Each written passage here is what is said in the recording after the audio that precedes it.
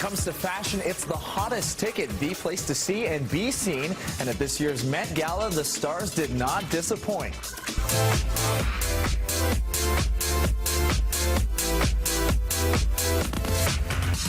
It's prom night, it's the Oscars, it's fashion's night.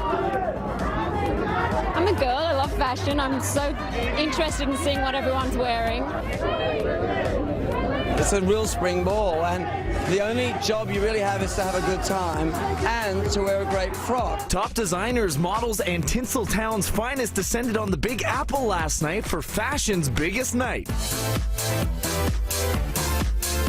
Power couples reigned supreme on the red carpet. Beyoncé and Jay-Z embodied old Hollywood glamour with Mrs. Carter rocking a Givenchy frock.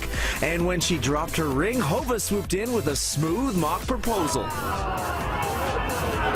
And speaking of rings, there was no wedding band to be seen on Kim K's finger, but she and Kanye gave Jay-Z and B a run for their money in designs by Lanvin. And Kanye West wasn't the only one in coattails. The A-list upped the elegance factor this year to kick off a display of work by Charles James, America's first couturier. We felt it was very much in keeping of Charles James, the designer that we're celebrating tonight, and especially after last year's punk, we thought it was time to move in a different direction. Rihanna stunned in a backless Stella McCartney, while Sarah Jessica Parker was the belle of the ball in this Oscar de la Renta gown.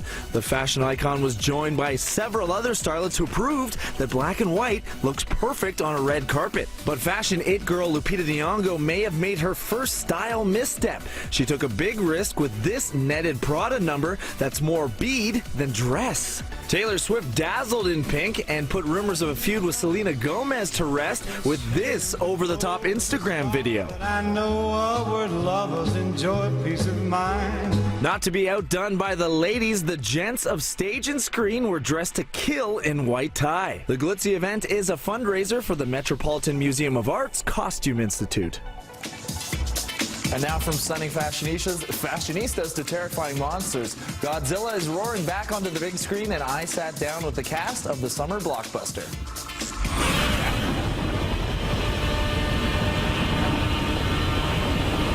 It's the most famous monster flick of all time. You're hiding something out there, and it is going to send us back to the Stone Age.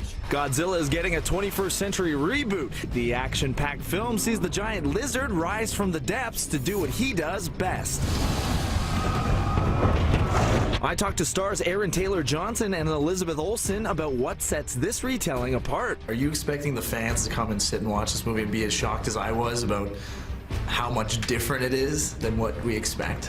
Yeah, I think, the trailers give it a real sort of raw, epic edge to it, and but then I think, there's a lot to be seen, which means if you feel for these characters, then you'll feel the atmosphere 10 times more than any other sort of, monster movie or Godzilla before. What I learned is that Godzilla actually represents something more than just like this monster that stomps around, and he comes back with an intention to restore nature.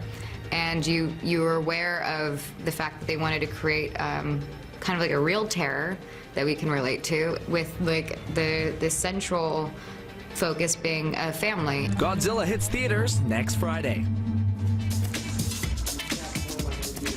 Godzilla, including Bryan Cranston next week. And now I want to know, are you excited to see the legendary monster back in theaters? Just tweet us at NCity.